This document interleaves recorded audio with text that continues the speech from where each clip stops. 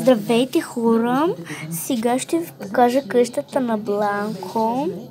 Така, ето неговата къща. Ето колко е. Тук цените малко са махнати и малко е опрашена вече. Защото е тук. Ето как изглежда навсякъде. Сега ще ги скарам. Така.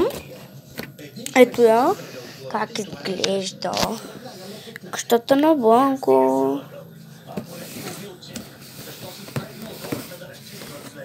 Така.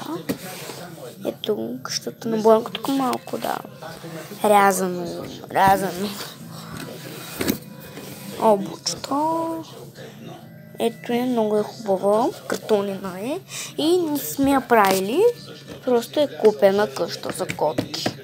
Къща за котки. Cat house. Ето какво има. Вътре си има едно много меко дяло. И има миньонче, играчка си има Бланко. Да, има си собствена играчка. Ето тук си е картонено. И тук се слагат отдялото. В момента си го сложа. Така. Ето на Бланко много ще му хареса. Така. И му слагаме играчката. Това е неговия приятел, Миньончо.